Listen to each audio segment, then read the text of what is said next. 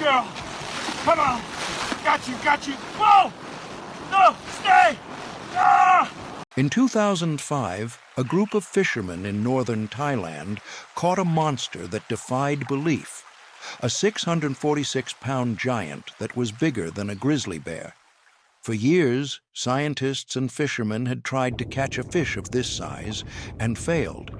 But this group, using a bait that others called a waste of time, landed the largest freshwater fish ever recorded.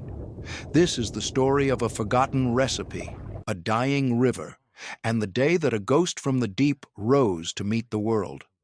The Mekong River is a beast, a brown, muscular serpent that snakes its way through 6 countries. It is a river of life and death, a giver and a taker. For centuries, it has been the lifeblood of Southeast Asia, a source of food, of transportation, of myth, of legend.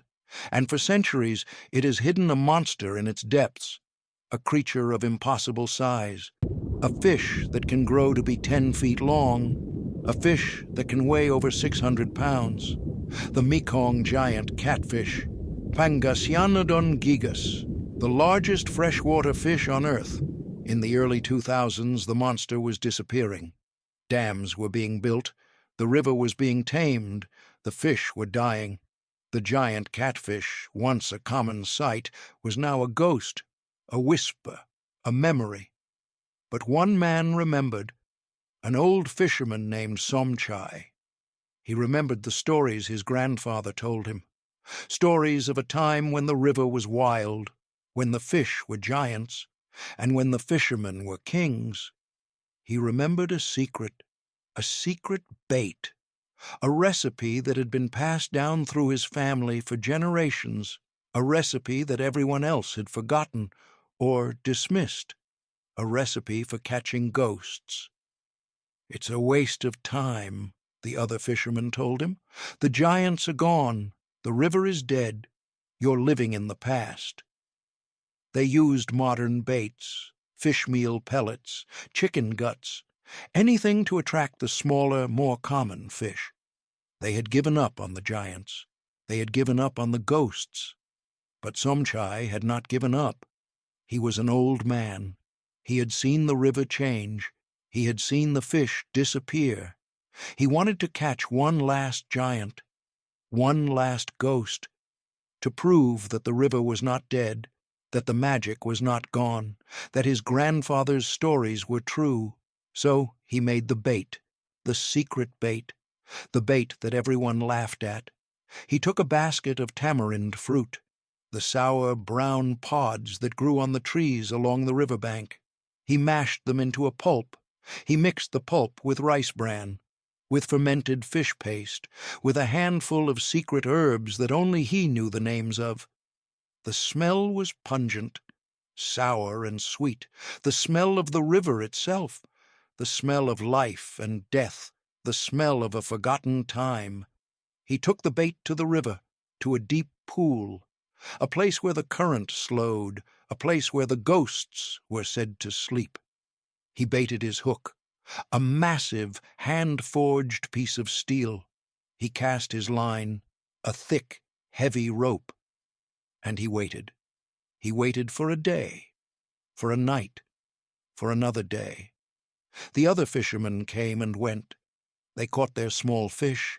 They shook their heads at the old man and his strange, smelly bait. They thought he was a fool. But Somchai waited.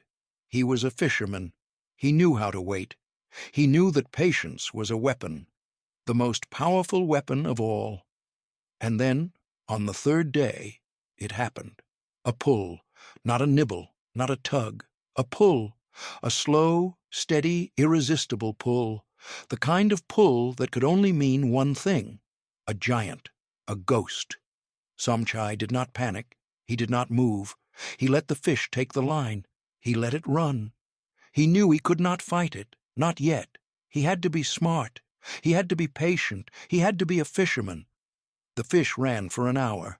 It pulled the boat. It pulled the old man. It pulled the river itself. Somchai held on. His hands were raw. His back was breaking. But he held on. He was connected to a force of nature, a force that was testing him, a force that was trying to break him. But Somchai would not be broken. He was a fisherman. He was a king. He began to fight. He pulled. He reeled. He used his body, his mind, his spirit. He used everything he had. He was in a battle with a ghost, a battle for the soul of the river. The battle lasted for hours. The sun set, the moon rose.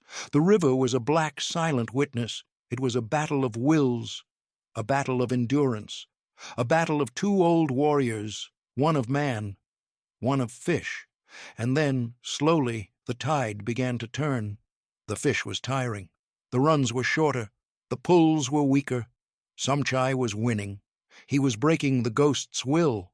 He pulled it closer, closer. He saw it, a shadow, a shape, a monster. It was bigger than his boat. It was bigger than his dreams. It was a giant, a true giant. He knew he could not land it alone. He yelled for help. His voice was a raw, desperate cry in the darkness. The other fishermen heard him. They came. They saw the fish. They saw the monster. And they were silent, awed, humbled. They helped him pull it in. It took 10 men. It took all their strength, all their courage. They brought it to the shore. They laid it on the sand.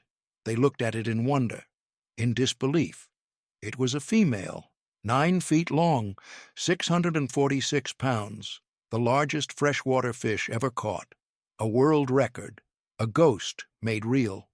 They had done it, the old man and his secret bait, the fishermen who had laughed at him. They had done the impossible. They had caught a ghost. But the story does not end there. The story is not just about a fish. It is about a river, about a people, about a choice. The fishermen could have sold the fish. They could have been rich. They could have fed their families for a year. But they did not. They knew that this fish was special, that it was a sign, a message from the river, a message of hope, a message that the giants were not gone, that the river was not dead, that the magic was not lost. They called the scientists, the conservationists, the men who were trying to save the river. They came. They studied the fish. They tagged it. They took its DNA. They learned its secrets. And then they did something even more impossible. They let it go. They released the giant back into the river. They watched it swim away, a ghost returning to the depths, a promise, a prayer, a hope. The story of the 646-pound catfish became a legend, a symbol, a turning point. It inspired a movement to save the Mekong, to save the giants, to save the ghosts. And it all started with an old man, a secret bait, and a belief that the river was still alive, that the magic was still there, that the ghosts were still waiting for a fisherman who was brave enough and crazy enough to believe in them, a fisherman like Somchai, the king of the Mekong, the man who caught a ghost, and in doing so saved a river and a world. The release of the giant catfish sent ripples through the scientific community, but it sent a tsunami through the world of illegal fishing. To the poachers, the traffickers, the men who saw the Mekong not as a source of life, but as a source of profit, the fish was not a symbol of hope. It was a target, a 646-pound diamond, the ultimate prize. The man at the top of this dark food chain was known as Mr. Tran, a shadowy figure who ran a global syndicate from a penthouse suite in Bangkok. He was a collector of the rare and the exotic, and he wanted the Mekong giant. He wanted Somchai's ghost. Tran dispatched his best hunter, a man named Kiri, a ruthless, silent predator who knew the Mekong better than anyone. Kiri's mission was simple. Find the fish, kill it, and bring its head to Mr. Tran. The bounty was $1 million. Kiri arrived in Somchai's village. He was a ghost of a different kind, a specter of death. He posed as a tourist, a fisherman looking to learn from the legendary Somchai. The villagers, still celebrating their newfound fame, welcomed him. They did not see the darkness in his eyes, the coldness in his heart. But Somchai did. He had spent his life reading the river. He could read men just as well. He saw the predator lurking beneath Kiri's friendly facade. He knew why he was there. Somchai played along. He taught Kiri the ways of the river. He showed him the best fishing spots. He shared his stories, but he never shared his secrets. He never revealed the location of the deep pool where the ghosts slept. It became a deadly game of cat and mouse. Kiri, the hunter, trying to extract the secret from Somchai. Somchai, the guardian, protecting the river and its queen. The tension was a thick, suffocating blanket. The village, once a place of celebration, was now a place of fear, of suspicion. Kiri grew impatient. He was a man of action, not of words. He decided to force Somchai's hand. He began to terrorize the village. He cut their nets. He sabotaged their boats. He poisoned their fishing grounds. He was sending a message. "Give me the fish, or I will destroy everything you love." The villagers were terrified. They turned on Somchai. The same men who had hailed him as a hero now called him a curse. "You should have sold the fish," they screamed. "You have brought this plague upon us." Somchai was heartbroken. But he was not broken. He knew he had to end this. He had to face Kiri, alone. He went to Kiri in the dead of night. "I will take you to the fish," he said, his voice heavy with resignation. "But you must promise to leave my village in peace." Kiri smiled, a cold, triumphant smile. He had won. The old man had finally broken. They went to the river, to the deep pool, the place where the ghosts slept. Somchai prepared his bait, the secret bait. The smell of tamarind and fermented fish filled the air, a smell of life and of death. He cast his line. He waited. The river was silent. The moon was a sliver of silver in the black sky. And then the pull, the slow, steady, powerful pull. The ghost had come. The battle was different this time. It was not a battle of wills. It was a battle of souls. Somchai was not trying to conquer the fish. He was trying to save it. He was fighting for its life, for the life of the river. He fought with a strength he did not know he possessed, a strength born of love, of desperation, of a lifetime of devotion to the river. He was a giant himself, a giant of a man. He brought the fish to the surface. It was her, the queen, the ghost. She was even bigger than before, more magnificent, a true goddess of the river. Kiri's eyes widened. He reached for his weapon, a high-powered spear gun, a weapon of death. But as he aimed, as he prepared to deliver the fatal blow, something happened, something that no one could have predicted, something that would change everything. From the depths of the river, another shape emerged, a dark, massive shadow. It was another giant catfish, a male, even bigger than the female, a true king of the river. He had come to protect his queen. The male giant rammed Kiri's boat. The impact was like a freight train. The boat capsized. Kiri was thrown into the water. The spear gun was lost. He was at the mercy of the river, at the mercy of the giants. The two catfish circled him. They did not attack. They simply watched him, their eyes ancient and wise. They were the guardians of the river, the judges, the executioners. Kiri was terrified. He was a hunter who had become the hunted, a predator who was now prey. He screamed, a raw, primal scream of terror. Somchai watched. He did not intervene. This was the river's justice, not his. The male giant nudged Kiri, a gentle push, but it was enough. Kiri, in his panic, was dragged under by the current. He was never seen again. The river had claimed him. The ghosts had their revenge. Somchai cut the line. He released the queen.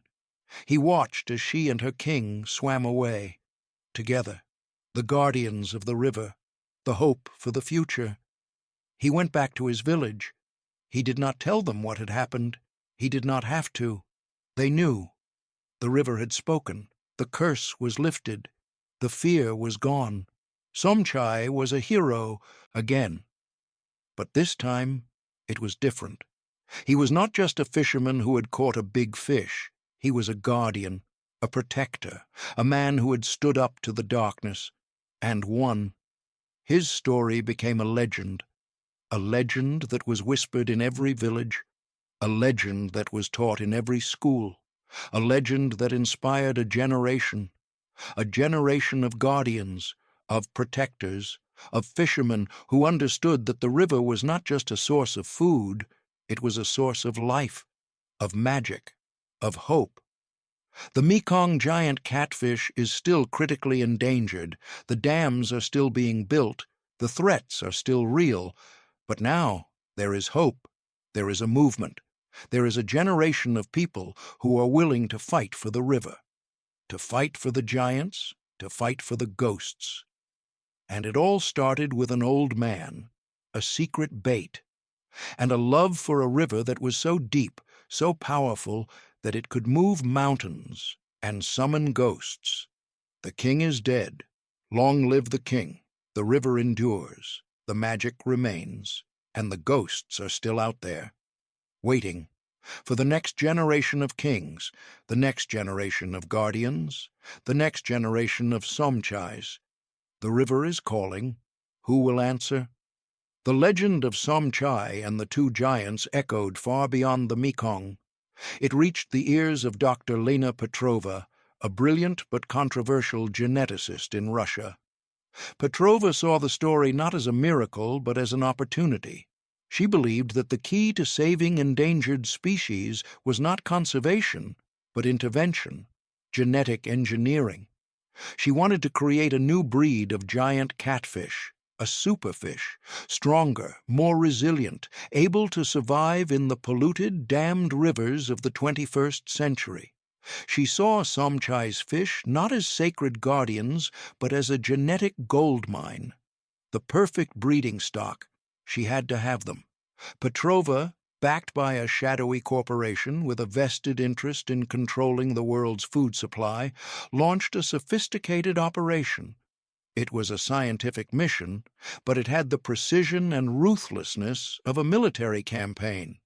She sent a team to the Mekong, not of hunters, but of scientists, armed not with spear guns, but with biopsy darts, satellite tags, and a mobile underwater laboratory.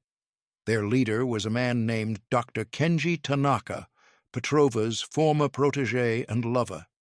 A man torn between his loyalty to her and his own growing sense of dread.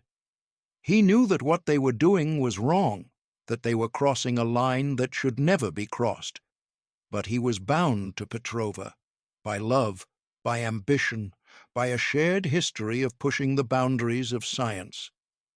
Tanaka's team set up a research station near Somchai's village. They claimed to be a conservation group, there to study and protect the giant catfish. They offered the villagers money, medicine, and modern equipment. They were wolves in sheep's clothing, and the villagers, still reeling from the poachers' attack, welcomed them with open arms. Somchai, however, was not fooled. He had seen the look in Tanaka's eyes, the same cold, calculating look he had seen in Kiri's, the look of a man who saw the river not as a living entity, but as a resource to be exploited, a problem to be solved. He warned the villagers. "These are not friends of the river," he said. "They are friends of the laboratory. They do not want to save the fish. They want to own it." But the villagers were seduced by the promises of money and progress. They saw Somchai as an old man stuck in the past, a man who was standing in the way of their future. They ostracized him. Again, Somchai was alone. Again. But he was not defeated. He was the guardian of the river, and he would protect it. With his last breath, he began a one-man war against Tanaka's operation, a war of sabotage, of misdirection, of guerrilla tactics. He used his intimate knowledge of the river to lead them on a wild goose chase. He moved their sensors, he cut their lines, he created false readings. He was a ghost, a phantom, a constant thorn in their side. Tanaka was impressed. He recognized a master at work. He saw in Somchai a reflection of his own brilliance, his own obsession. He developed a grudging respect for the old fisherman, a respect that bordered on admiration. But Petrova was not impressed. She was furious. She saw Somchai as a nuisance, an obstacle, a primitive old man who was standing in the way of progress, of her destiny. "Get rid of him," she ordered Tanaka. "I don't care how you do it. Just get it done." Tanaka was horrified. He was a scientist, not a murderer. He refused. He told Petrova that they had to find another way, a way that did not involve killing an old man. Petrova was enraged. She saw his refusal as a betrayal, a weakness. She decided to take matters into her own hands. She flew to the Mekong. She brought with her a new weapon, a weapon that was far more dangerous than any spear gun, a weapon of biological warfare. It was a virus, a genetically engineered virus that was designed to target the giant catfish. It would not kill them. It would sterilize them. It would make them unable to reproduce. It would be the end of the giants, the end of the ghosts, the end of the river's magic. Petrova's plan was diabolical. She would release the virus into the river. The fish would be sterilized, and then she would offer the world the only solution, her genetically engineered superfish, the only fish that could survive, the only fish that could feed the world. She would be a savior, a goddess, the mother of a new creation. She was insane, and she was about to unleash an apocalypse. Tanaka discovered her plan. He was horrified. He knew he had to stop her. He had to choose a side, the side of science or the side of humanity, the side of his lover or the side of the old man who had become his unlikely teacher. He chose the river. He went to Somchai. He confessed everything, the corporation, the genetic engineering, the virus, the apocalypse. Somchai listened. He was not surprised. He had always known that the greatest threat to the river was not the poacher's spear, but the scientist's hubris, the belief that man could improve upon nature, that he could control it, that he could own it. "What do we do?" Tanaka asked, his voice filled with despair. Somchai looked at him. He saw the fear in his eyes, but he also saw the courage, the resolve, the spark of the guardian. "We fight," he said. "We fight for the river. We fight for the ghosts. We fight for the future." It was an impossible fight, a scientist and an old fisherman against a multi-billion-dollar corporation and a madwoman with a god complex. The odds were insurmountable. The chances of success were zero. But they had one thing on their side: the river. And the river had a magic of its own. They knew they had to get the virus, the source of the apocalypse. It was kept in Petrova's private laboratory on the research station, a state-of-the-art facility, a fortress, even more secure than Eliscorpion's floating lab. But Somchai had a plan, a crazy plan, a plan that involved the ghosts themselves. He went to the deep pool. He prepared his bait, the secret bait. He cast his line. He waited. He was not fishing for a fish. He was fishing for a miracle. And the miracle came. The two giants, the king and queen of the river. They came to him. They knew. They understood. They were ready. Somchai did not hook them. He tied the line to them. A harness of woven river grass, a gentle bond, a connection of trust. of faith. And then he gave them the signal, a low, guttural call that was as old as the river itself, a call that the giants understood. They swam. They swam with the force of a tidal wave. They swam towards the research station. They were a living torpedo, a force of nature that no fortress could withstand. They hit the station. The impact was cataclysmic. The station was torn from its moorings. It was ripped apart. The laboratory was breached.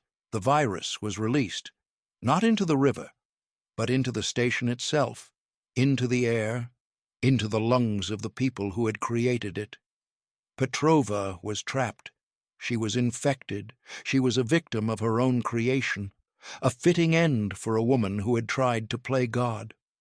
Tanaka and Somchai watched from a distance. They did not celebrate. They did not cheer. They only felt a profound sense of loss, a loss for the science that had been twisted, for the lives that had been lost, for the innocence that had been shattered. They had won. They had saved the river. But the cost had been high. The world had been reminded of a terrible truth, the truth that the power of nature is not something to be trifled with, that there are lines that should not be crossed, that there are ghosts that should be left to sleep. The story of the second battle of the Mekong was never told. It was a secret that was kept by the river, by the ghosts, by the two men who had become its guardians. Somchai and Tanaka became partners. They started a new kind of research station, a station that was built on respect, on collaboration, on a deep and abiding love for the river. They worked with the villagers. They combined traditional knowledge with modern science. They created a new model for conservation, a model that was based on listening to the river, not on trying to control it. The Mekong giant catfish is still endangered. The threats are still real. But now there is a new army of guardians, a new generation of fishermen and scientists, a new hope for the future. And it all started with an old man, a secret bait, and a love for a river that was so deep, so powerful, that it could move mountains and summon ghosts and inspire a revolution, the revolution of the river, the revolution of hope, the revolution that is still being fought. In the heart of the Mekong, and in the hearts of all who believe that the world is a sacred place, a place worth fighting for, a place worth saving, a place where ghosts still swim, and where kings still reign, forever. The river endures, the magic remains, and the fight goes on. Years passed. The partnership between Somchai and Tanaka flourished. Their research station became a model for the world, a beacon of hope in a sea of environmental destruction. They trained a new generation of river guardians, young men and women who understood that the future of humanity was inextricably linked to the health of the rivers, the lungs of the earth. But the forces of greed and destruction never sleep. They only wait. They only evolve. They only adapt.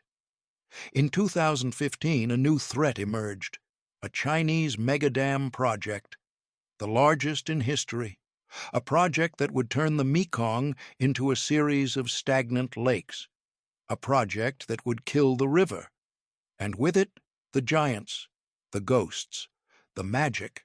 The dam was backed by powerful governments, by international banks, by corporations that saw the Mekong not as a living entity, but as a source of hydroelectric power, a commodity to be bought and sold. The villagers were divided. Some saw the dam as progress, as jobs, as electricity, as a way out of poverty. Others saw it as death, as the end of their way of life, as the final betrayal of the river. Somchai was old now, very old. His body was failing, but his spirit was as strong as ever. He knew that this was the final battle, the battle that would determine the fate of the Mekong, the fate of the giants, the fate of the world. He called a meeting, a gathering of all the river guardians, from Thailand, from Laos, from Cambodia, from Vietnam, from China, They came, hundreds of them, young and old, fishermen and scientists, monks and activists. They came to the deep pool, the sacred place, the place where the ghosts slept. Somchai stood before them. His voice was weak, but his words were powerful. "The river is dying," he said. "The giants are dying. We are dying. But we are not dead yet. We have one last fight, one last chance. We must stop the dam. We must save the river. We must save ourselves." He told them his plan, a plan that was as audacious as it was desperate, a plan that would require courage, sacrifice, faith. They would create a human chain, a living dam. They would stand in the river, in the path of the bulldozers, in the path of the concrete, in the path of progress. They would be a wall of flesh and bone, a wall of love and defiance. It was a suicide mission. They knew it, but they also knew that it was the only way to make the world see, the only way to make the world listen, the only way to save the river. They prepared, they trained, they prayed, they said goodbye to their families, they made peace with their gods. They were ready. The day of the action arrived. Hundreds of river guardians waded into the Mekong. They formed a human chain. They locked arms. They stood firm. They were a wall, a living, breathing, defiant wall. The bulldozers came. The police came. The soldiers came. They were ordered to clear the river, to remove the obstacles, to continue the progress. But they hesitated. They saw the faces of the river guardians, the faces of their brothers, their sisters, their mothers, their fathers. They saw the determination, the courage, the love. They could not do it. They could not attack their own people. They could not destroy the river. They could not kill the ghosts. The standoff lasted for days. The world watched. The media descended. The story of the river guardians became a global phenomenon, a symbol of resistance, a symbol of hope. The pressure mounted on the governments, on the corporations, on the banks. The world was demanding answers. The world was demanding justice. The world was demanding that the river be saved. And then a miracle happened. The Chinese government, facing international condemnation and internal dissent, announced that they were suspending the dam project indefinitely. They would conduct a full environmental impact assessment. They would consult with the local communities. They would listen to the river. It was a victory, a monumental victory. The river guardians had won. They had stopped the dam. They had saved the river. They had saved the giants. They had saved the ghosts. Somchai, standing in the river, his body weak but his spirit soaring, raised his arms to the sky. He let out a cry of joy, a cry of triumph, a cry of gratitude, and then he collapsed. He fell into the water. The river, his river, caught him, held him, embraced him. Tanaka rushed to his side. He pulled him from the water. He held him in his arms. Somchai was dying. He knew it. Tanaka knew it. The river knew it. "Did we win?" Somchai whispered, his voice barely audible. "Yes," Tanaka said, tears streaming down his face. "We won. You won." Somchai smiled, a weak, tired smile. "Good," he said. "Tell the river. Tell the ghosts. I'm coming home." And with that, he closed his eyes. He took his last breath. He died in the arms of his friend, in the embrace of his river. He died a king, a guardian, a hero. His body was cremated. His ashes were scattered in the deep pool, the place where the ghosts slept, the place where he had spent his life, the place where he would spend eternity. And as his ashes touched the water, something miraculous happened. The two giants, the king and queen, rose from the depths. They circled the spot where Somchai's ashes had fallen. They were paying their respects. They were saying goodbye. They were welcoming him home. The river guardians watched in awe, in wonder, in reverence. They knew that they had witnessed something sacred, something that transcended the physical world, something that was eternal.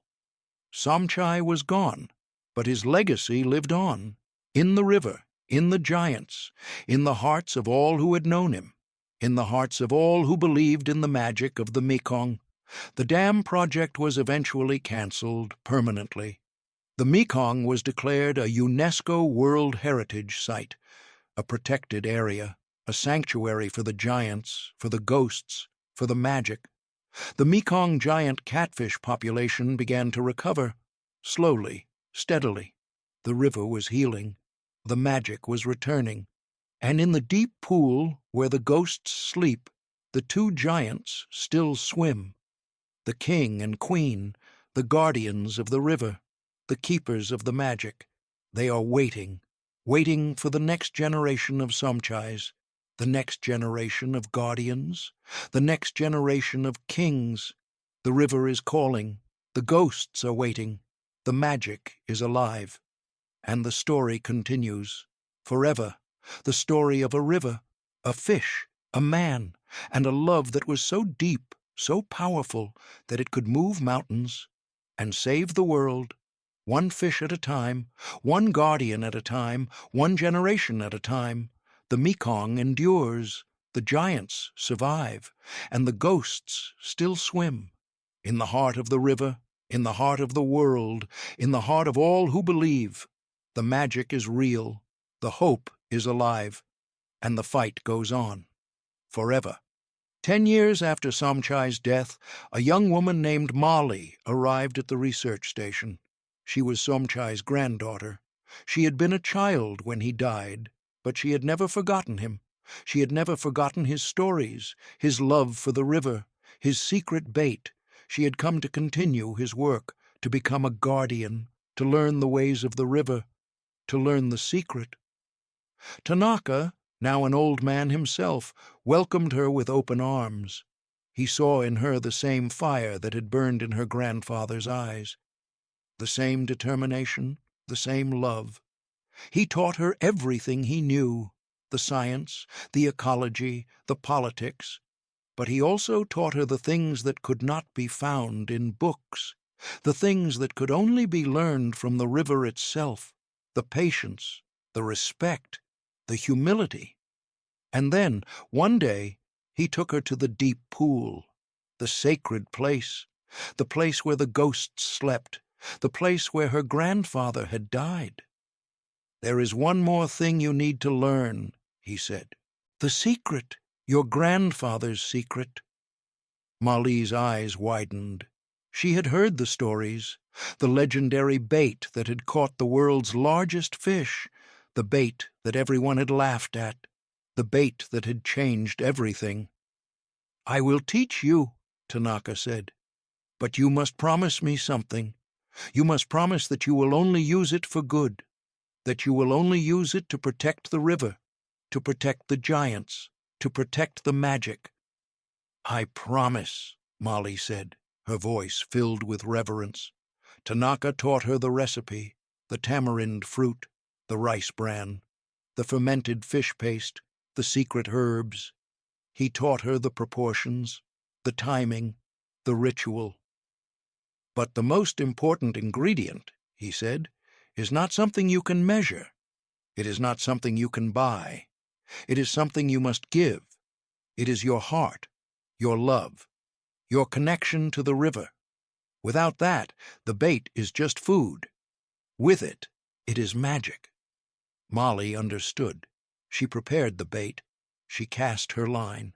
She waited. She was not just fishing. She was praying. She was communing with the river. She was calling to the ghosts, and they answered. The two giants came to her, the king and queen. They were old now, very old, but they were still magnificent, still powerful, still the guardians of the river. They circled her boat. They looked at her with their ancient, wise eyes. They recognized her. They knew who she was. She was Somchai's blood. She was the next generation. She was the future. Molly did not try to catch them. She did not try to hook them. She simply sat in her boat. She simply watched them. She simply felt the connection, the bond, the love, and in that moment she understood. She understood what her grandfather had known all along, that the river was not something to be conquered, it was something to be loved, that the giants were not trophies, they were teachers, that the magic was not a secret, it was a gift that was given to those who were willing to listen, to learn, to love. The giants swam away, back to the depths, back to their sacred place, but they left Molly with something, a gift, a blessing, a promise. She was the new guardian, the new keeper of the secret, the new hope for the future. Molly returned to the research station. She continued her grandfather's work. She trained a new generation of river guardians. She fought against the dams, the pollution, the greed. She fought for the river, for the giants, for the ghosts, for the magic. And every year, on the anniversary of her grandfather's death, she would go to the deep pool. She would prepare the secret bait. She would cast her line, and she would wait. And every year, the two giants would come. They would circle her boat. They would look at her with their ancient eyes, and they would remind her. They would remind her of the promise to protect the river, to protect the magic, to protect the future. The Mekong is still under threat. The battles are still being fought. The victories are still hard won. But there is hope. There is a new generation of guardians, a new generation of Somchais, a new generation of Mollys. They are the keepers of the secret, the protectors of the river, the guardians of the giants, the believers in the magic, and as long as they stand, as long as they fight, as long as they love, the river will endure, the giants will survive, and the ghosts will continue to swim. In the heart of the Mekong, in the heart of the world, in the heart of all who believe. The secret is not just a recipe, it is not just a bait, it is a philosophy, a way of life, a way of seeing the world, a way of understanding that we are not separate from nature. We are a part of it, and that our survival depends on the survival of the rivers, the forests, the oceans, the giants, the ghosts, the magic. The secret is love, and love is the most powerful force in the universe, more powerful than any dam, any corporation, any government. Love can move mountains, love can summon ghosts, love can save the world. This is the story of Somchai, the fisherman who caught a ghost, the man who saved a river, the king who became a legend. His story is not over. It is just beginning. It is being written every day, by every guardian, by every believer, by every person who looks at a river and sees not a resource, but a miracle, not a commodity, but a sacred gift, not a problem to be solved, but a mystery to be honored. The Mekong is calling, the giants are waiting, the ghosts are swimming, and the secret is being passed down from generation to generation, from heart to heart, from soul to soul. The magic is real, the hope is alive, and the story continues, forever and ever, in the heart of the river, in the heart of the world, in the heart of you, the next guardian, the next keeper, the next believer. The river is calling. Will you answer?